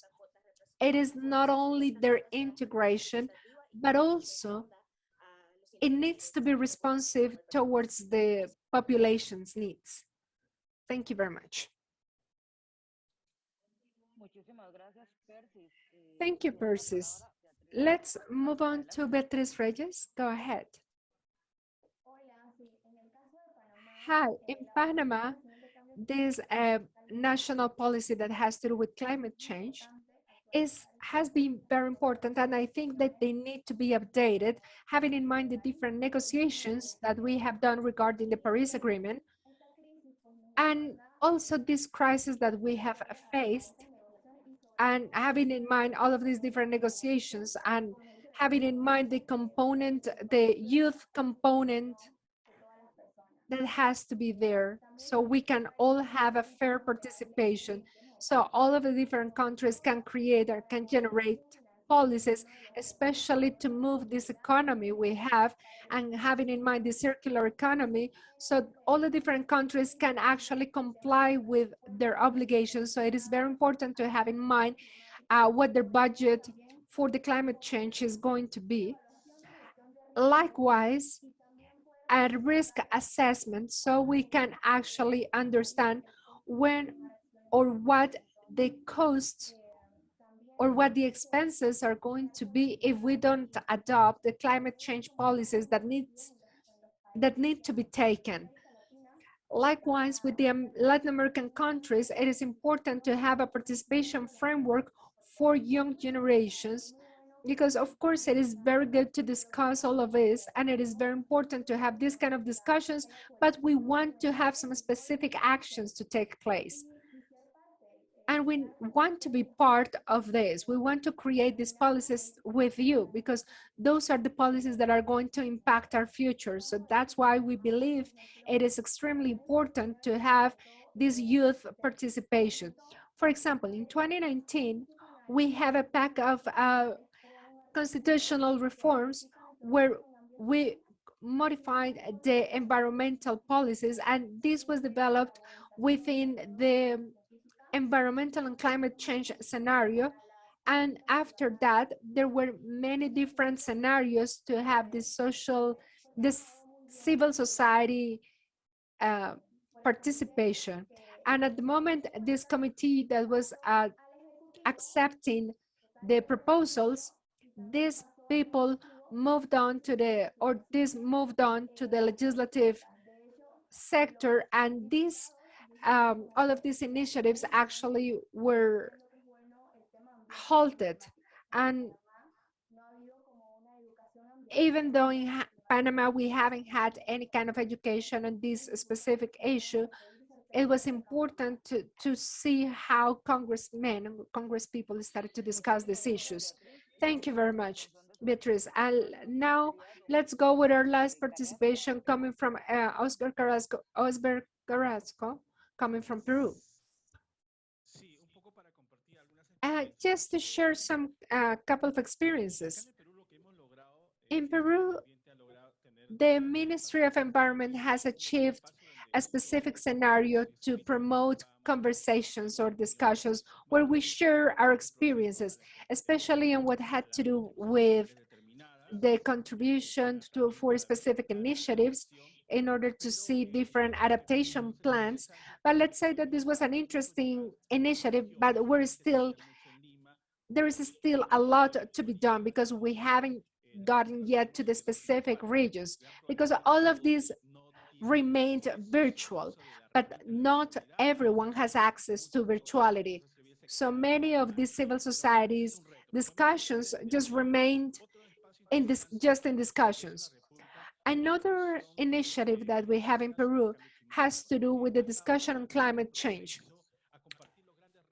that have actually contributed to better understand what the climate change is and to follow, to monitor the public policies on climate change. But I think that this commission or this committee has to be more open and more participative so we can actually listen to the different stakeholders' voice. So I think that we need to have different proposals for new bills. Actually, we have already started to propose a bill, or we have already proposed a bill that has to do with the new kind of energies or renewable energies, so we can actually change this kind of energies because it is an urgent need that we have. At the moment, we didn't have the voting we needed, but we started with the discussion. We actually initiated this kind of discussions, which I think it is very important. And I think it is not only on what has to do with the technical discussion, but also on how, politically speaking, we need to actually talk about these issues and how this can be an empowering resource or empowering tool in order to take these ideas to the local, regional, and national level, where we have the participation of young generations, and how we can take different initiatives to the Paris Agreement. And something else that I would like to add is in regards to the different, because we know we have plans, we have strategies, but there is something that I think all countries have experienced on everything that has to do with the economic policy. If the economics is not actually readdressed to these new changes that we are experiencing today on everything that has to do with the biodiversity and environmental policies, if we always think about growing and growing and growing or accumulating, if we don't think about the way that we're contaminating our environment, and if we don't think about the economics in such a way that it is more human, more social, we are not going to be able to actually respond to these needs we have and these issues we have. So I think that we need to change this systematic way that we understand economics, where we think about economy as a growth mechanism rather as something that needs to be taken into account for the future, which is something that young generations are doing nowadays. Of course, I was part of the youth representatives back in the day. I was part of the young generations that actually traveled to Chile, Argentina, to get to Brazil for the Convention of Earth. And actually we could see where the framework convention, we were there at the moment. We were there with our friends. And actually today, when I get together with those friends back from those days, we actually wonder if we have already done it, if we actually managed to complete our objective, and no, we haven't. So we need to continue, we need to pass it on, we need to give them the different tools so they can have a better future, the future that we want to live for our Earth, for our planet Earth. Thank you very much. Now let's move on to two guys that have in there that are asking for their participation. So go ahead, Gwendolyn. Gwendolyn, thank you very hi, thank you very much. I, I was not sure whether to say this in Spanish or English, but let's go with Spanish. I think that this transformation for these climate change policies and these conversations, these discussions are key to have youth participation.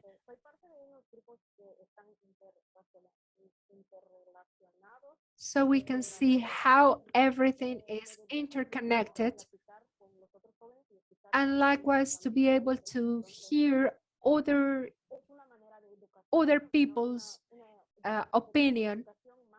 And I think that this kind of education is a more comprehensive kind of education that is actually contributing to having more or to cultivate our values. So I think that we need to integrate what we have with climate change within our academic system. But all of this education, we need to have in mind that education starts at home. And especially women, because we know that mothers are responsible for their household, especially what has to do with the moral and values that are taught at home. So we are protecting what we are going to pass on to the future generation.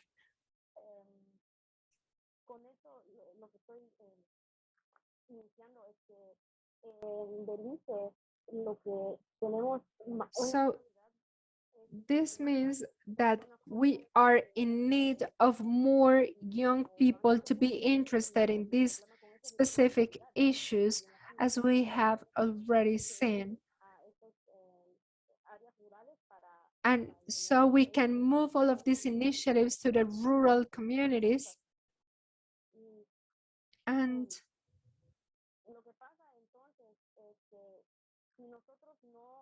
if we don't involve these generations with the decision-making processes, then we are not going to have their voice. We are not going to count on them.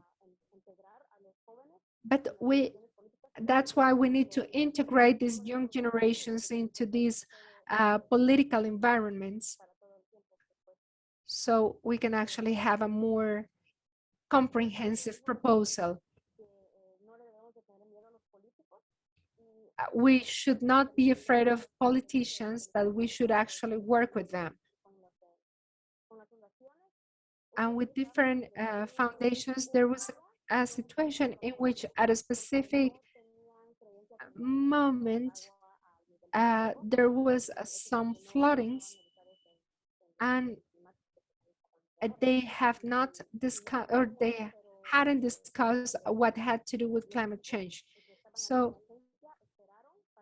these people had to wait for people to surrender to the situation they were going through. So thanks to that, people started to trust the government a bit more.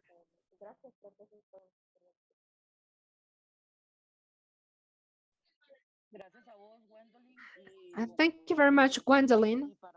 And just to conclude, our Deputy Virginia Cara. Hi, thank you very much. My name is Virginia Cara from the National Assembly from Panama. I'm very happy to be here with you today with our youth and everything that has to do with the climate change.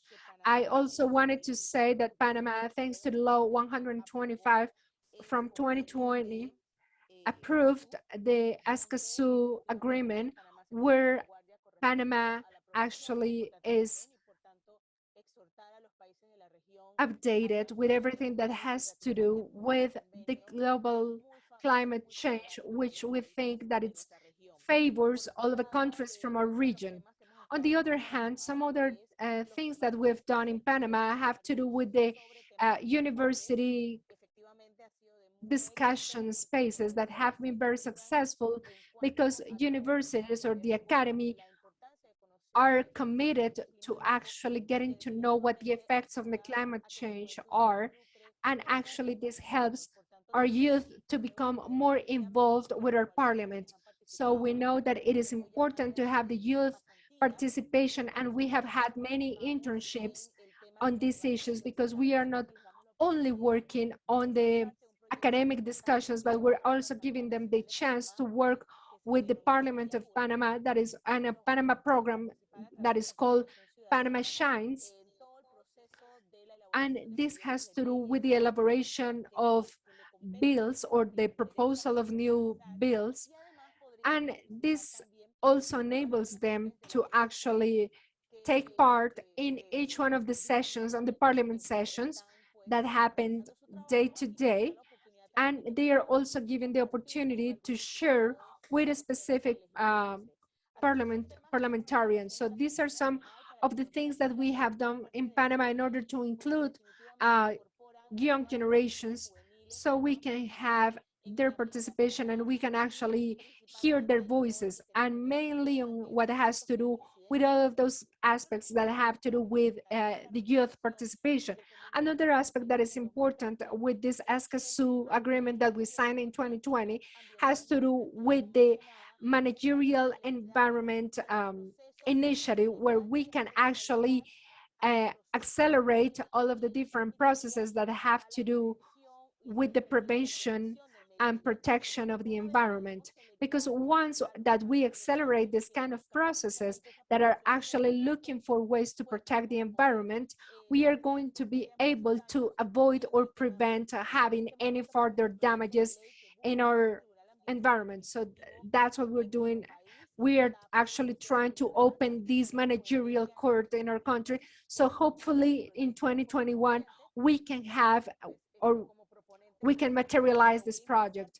And of course, I am going to promote this project so we can have more and better news to these kind of discussions that ParlAmericas always hosts. Thank you very much. And thank you for the chance of giving me the floor today. Thank you very much. And with this, we would conclude this second round. And again, I would like to open up the space or to conclude with some of the things that you have said. So yes, it is true, or you have mentioned that it is important to open up the way for new networks so we can have a more frequent and more open spaces such as this one. And there are also some things that needs to be standardized or that need to be regulated, because sometimes they're not enough, but we need to have an effective participation, because it is not enough with these sessions being informative, but they need to be actually effective. So this is what you have said so far. And sometimes you have said that it is these young people themselves that are the ones designing these public policies, and this representativeness should involve different representatives. Most of you discussed the budget or the funding need, and having this, we can guarantee this kind of spaces, and also the access was discussed. So everyone can access this kind of discussion. So this kind of information should be accessible to all people in such way that we can bridge those gaps that we have so far. And to conclude, we know that this is a two-way relationship. We need to empower and we need to train the civil society, but we also need to train parliamentarians so we all speak the same language. Again, thank you very much. This was a very enriching discussion, and this had a lot of participation from different men, women, and coming from different parts of the region. So let's move back to Alicia so we can conclude with these activities for today's. Thank you for wonderful moderating and recap. That was such a rich dialogue. I'm sure one of many to come. It sounds like there is opportunity for increased spaces like this, and so I look forward to discussing that with our board of directors to ensure that we open up more spaces for this. Before we can move to the closing remarks, I do need to ask you to indulge me in an exercise. We're going to launch right now a quick poll. This is our evaluation. ParlAmericas wishes to thank the Government of Canada through Global Affairs Canada for the resources that allow us to do these kinds of meetings. With that, we do like to collect some feedback from you to ensure that you find these meetings valuable. It allows us to, oh wait, I apologize. It should be popping up any moment here. But these resources, it's important for us to have your feedback so we have the data to help us to continue to guide how we develop our work in this space. I'm checking here my colleagues to see if they can launch the poll. What is it? Apparently I can launch the poll. There you go, I launched it, please. For those of you who would like to do it in French, please check the chat. You will see that there is a French version of this in the chat. I would ask you to please take just a couple moments to answer this for us. It's very quick and simple.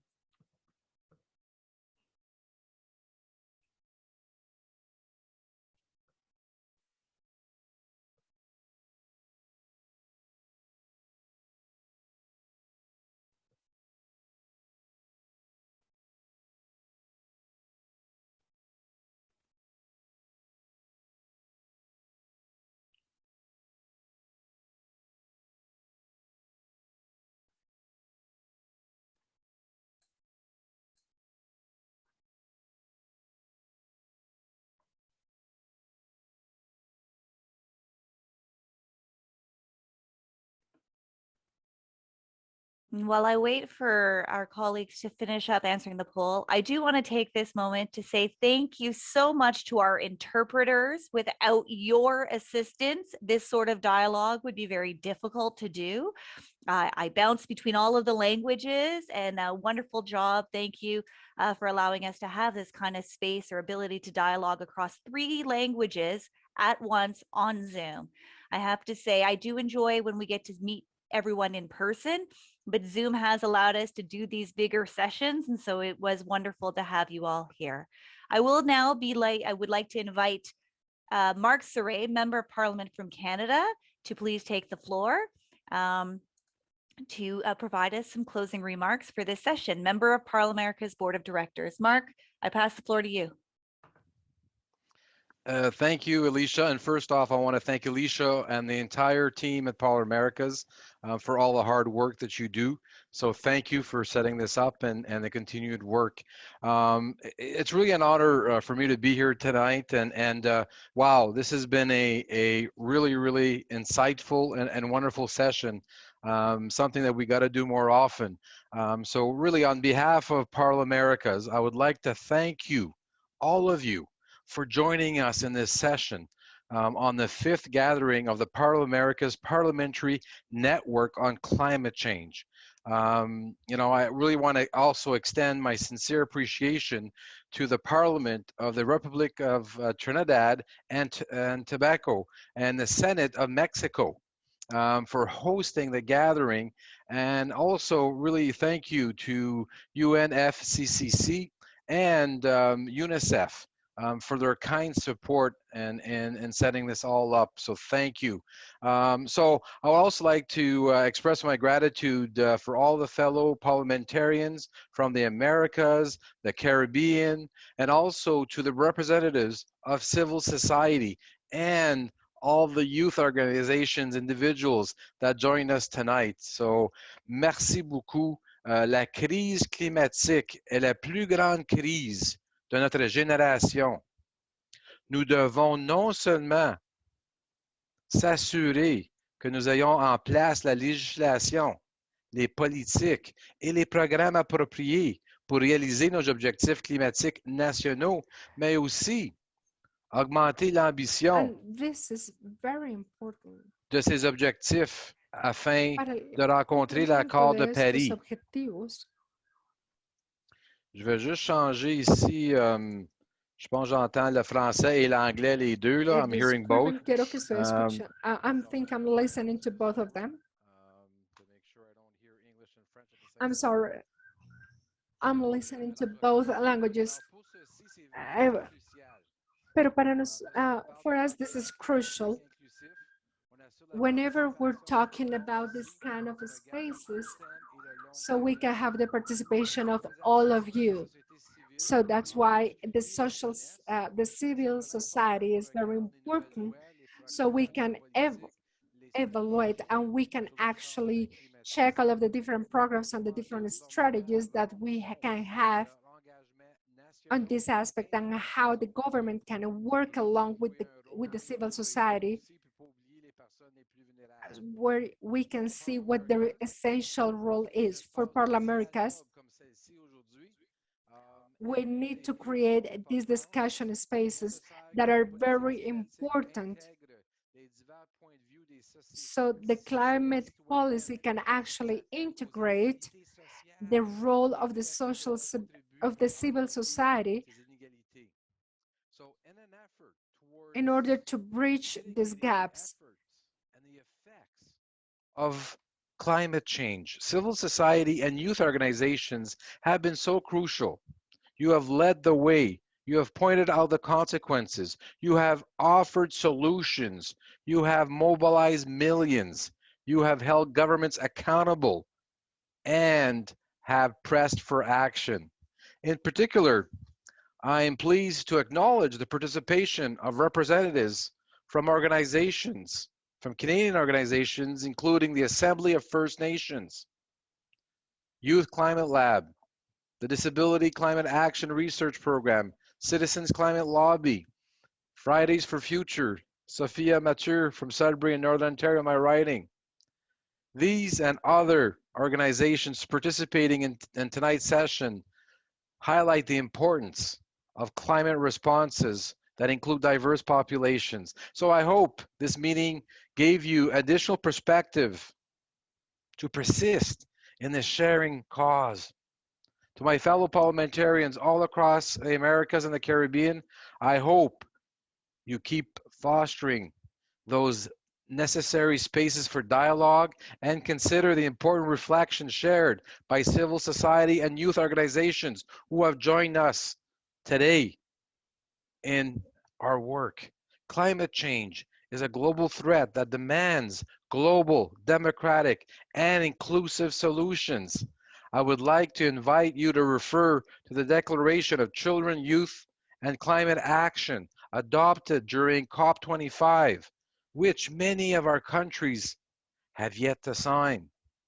This is a tool that could help us further our commitments with those who are the most impacted if we do not rise to the call for more ambitious climate action. The world, children, and youth need us to take action now. So in Canada, a bill that relates to today's discussion is moving through the legislative process. Bill C-12, the Canada Net Zero Emissions Accountability Act. The bill would build on Canada's new target of reducing greenhouse gas emissions by 40 to 45% below their 2005 levels by 2030. C-12 would require the Government of Canada to set national targets for reducing greenhouse gas emissions and to establish a planning and reporting and assessment process to achieve net zero emissions by 2050. When settling and amending targets and plans, the government would be required to provide the opportunity for groups, including Indigenous peoples, to make submissions. We are working hard to pass this bill through Parliament before it adjourns this summer.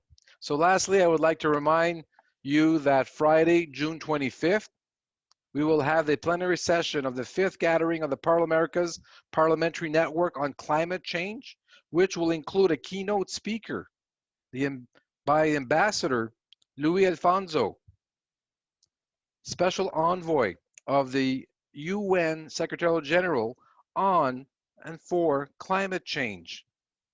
In addition, we will be holding elections for all vacant positions in ParlAmericas Parliamentary Network on Climate Change. I encourage you to consult the elected advisory on the ParlAmericas website and consider submitting some of the candidacies within your countries.